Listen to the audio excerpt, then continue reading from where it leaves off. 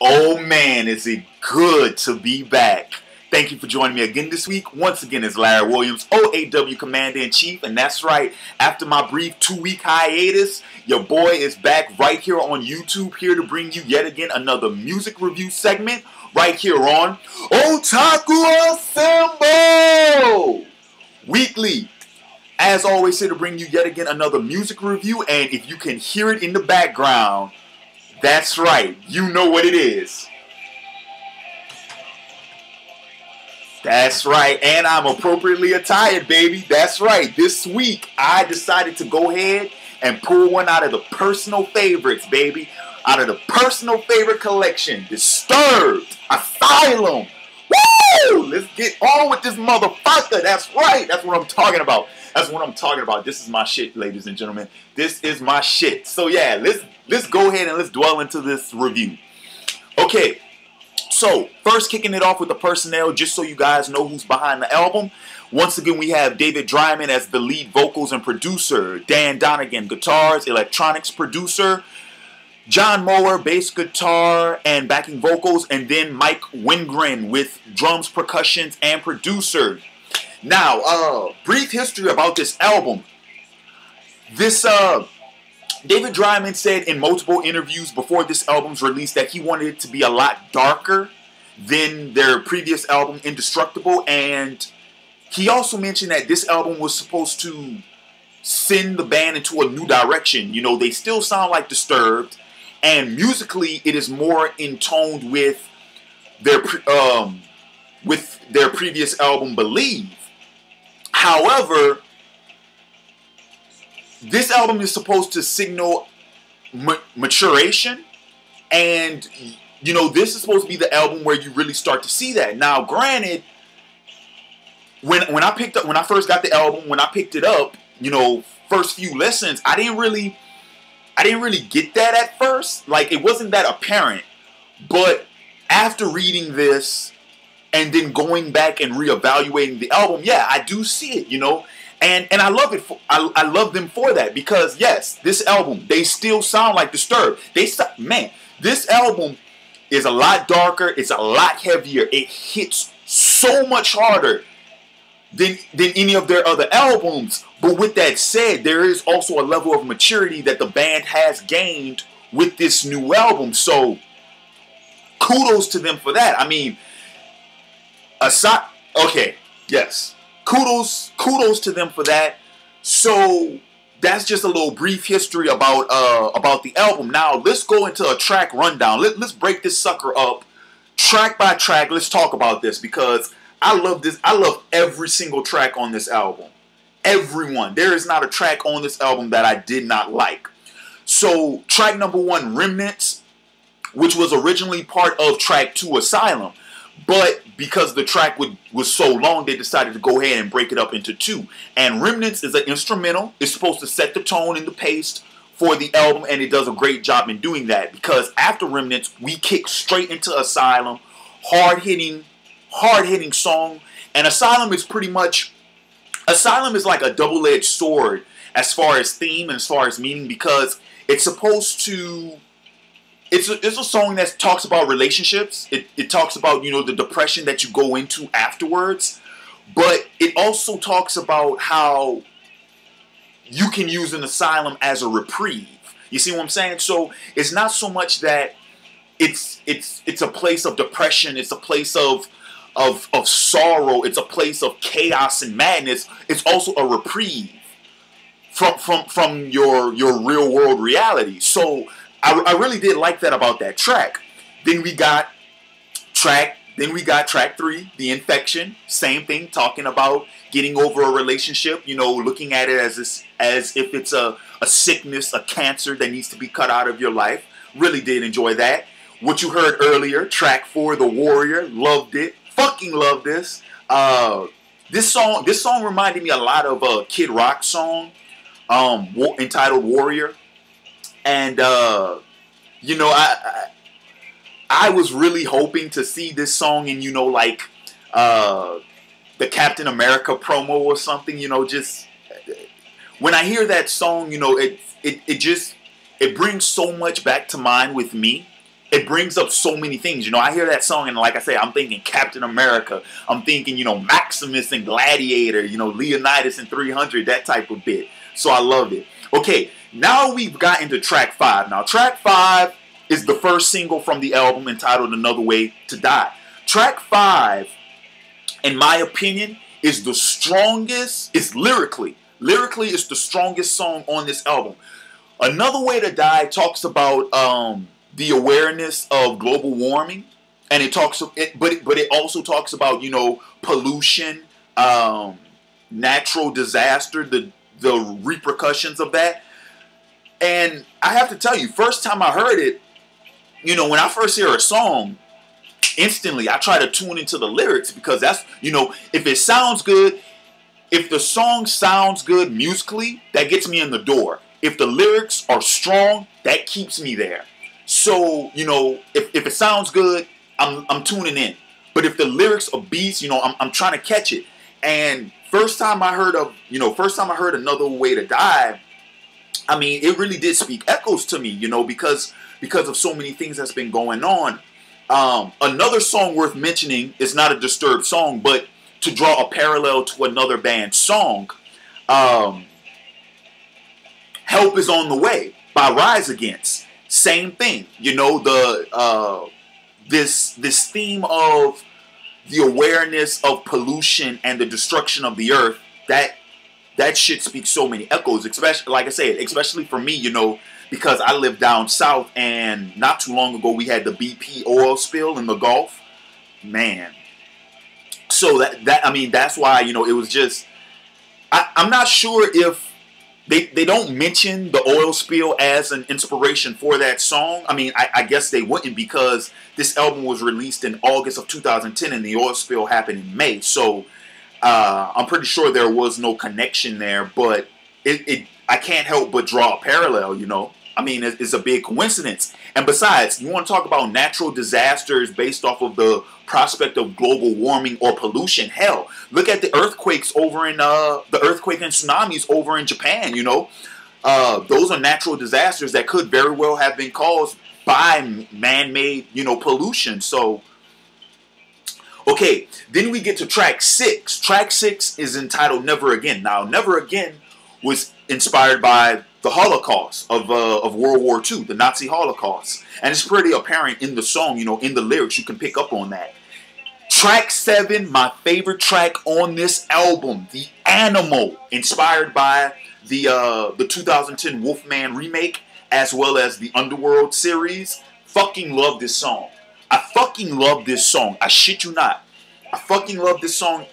It's pretty much straightforward. You know, it talks about turning into a werewolf under the full moonlight, you know, going throughout the first transformation and whatnot. But I would like to draw a parallel to this track. You know, for this track, I'm going to go ahead and I'm going to draw a parallel to Disturbed's 2008 album, Indestructible, where track 4 is entitled The Night. Same thing. That's my favorite song on that album also. Those two songs, man, fucking love them. I fucking love them. Okay, track 8, Crucified. Now, Crucified, I'm gonna go ahead and I'm gonna go back to the Wikipedia page just to refresh myself for this review. Okay, now let me see. Okay, right. Crucified, that's another song dealing with relationships and whatnot. Track 9, Serpentine, that one talks about a succubus who you know, she uses her powers to, you know, prey on the weakness of men. Track 10. Now, track 10, I would have to say track 10 is probably right up there with Another Way to Die as being the lyrically most strongest song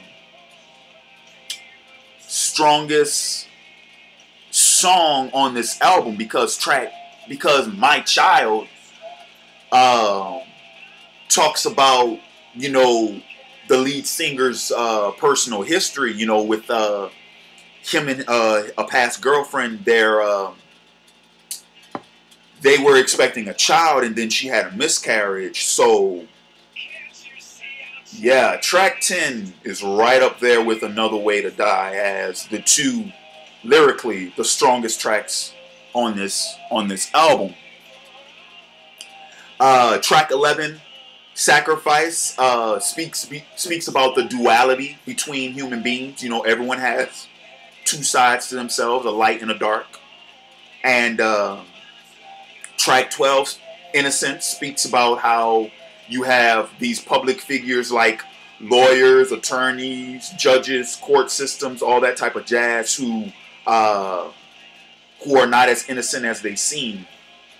And then track 13, in my opinion, musically, from a musical standpoint, is the strongest track on this album, and that is a cover to U2's song, I Still Haven't Found What I'm Looking For. This is also another one of my favorite tracks on this album, because this is the track in which I think Disturbed is starting to show their maturity. To take a song like that, you know, a U2 song, and do a cover of it, but to do it in a way where it's still, you know, your style. I love the shit out of this song. Like, I dug this song on so many fucking levels because of that. You know, I mean, this really is, you know, a very touching, a very deep song. And for Disturbed to go ahead and to make a cover of it, but to do it in a way that only exudes their original style and their original spin, worked really fucking well. And I commend them 110% on that, man. They did a bang up fucking job on that. Track 14, entitled Leave It Alone, same thing. You can go ahead and draw a parallel, saying that you can go ahead and draw a parallel to the other relationship songs in this album, talking about how, oh, it's about, you know, stepping back, leaving, you know, deciding to abandon a previous tragedy, or walking away from a bad situation, deciding to move forward. Same thing.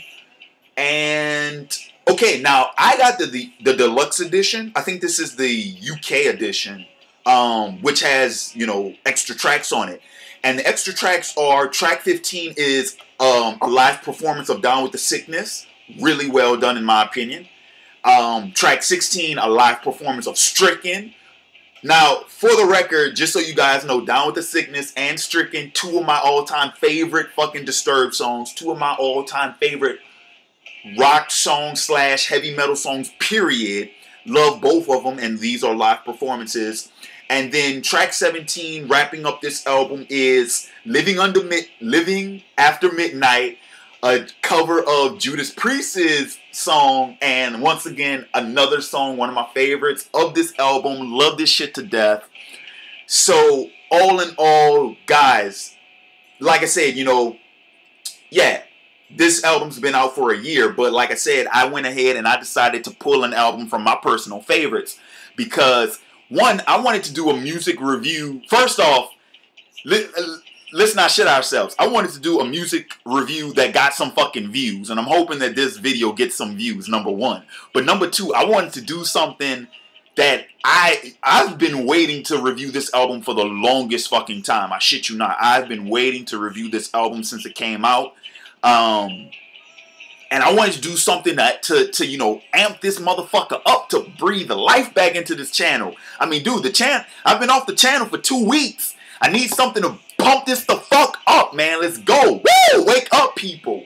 Wake up. So I went ahead and I had to pull this, man. Had to go ahead and pull this one out.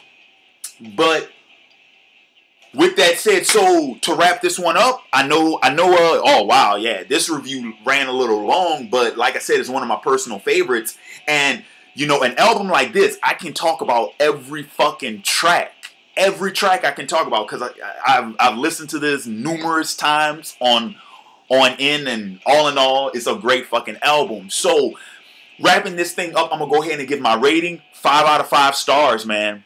5 out of 5 stars. Look, this, I will go ahead and say that this is by far, from a musical standpoint, and from a lyrical standpoint, this is Disturbed's strongest album. This is the best album they've ever done so far. Now, and it is a close, personal, it's a close second to my personal favorite, but I'm sorry, my favorite Disturbed album, my all-time favorite Disturbed album is still 10,000 Fists. And mainly because that was the first Disturbed album that I ever owned. But Asylum is a close second favorite. Because I fucking love this album. So with that said, once again, 5 out of 5, guys. If you have not picked up this album yet, it's not too late, by all means. And shit, since it's a year old, you can probably get a pretty sweet deal with it. I think if you go, don't quote me on this, but I think if you go on Amazon, they're actually selling a bundle with Disturbed discography for like, shit, what is it? Was it 60? It was like a collector's edition for like 60 or 80 bucks. All of their albums, all 5 of their albums. And I think there's even a live studio album and a DVD with that. Don't quote me on that. I just remember seeing it, a couple of months ago. I don't know if they still have it on Amazon, but by all means, check it out. Guys, if you haven't checked out this album yet, pick it up. I highly recommend it. So, that'll go ahead and I'll wrap it up for this week's music review. Stay tuned. This week's movie review. Yes, Harry Potter and the Deathly Hallows Part 2. I went to the midnight release last night. And that's going to be the movie review for this week. Also this week, I'm going to kick off my anime favorites segment. And, of course, I'm going to go ahead and I'm going to review my all-time favorite anime of all time, baby. Dragon Ball Z, that's right. Kicking off the anime favorites segment. And to wrap things up, I have my rant segment for this week. I will be giving my reasons on why I decided to drop Naruto. Like, I guess you can call it the official, or maybe I should call it the official Naruto rant. Maybe I should call it that. The end-all, be-all official Naruto rant. Maybe I'll call it that instead. But that's what you guys can look forward to later on this weekend. As always, this is Larry Williams, OAW Commander-in-Chief. I'm signing off, and I'll catch you cats later. Peace.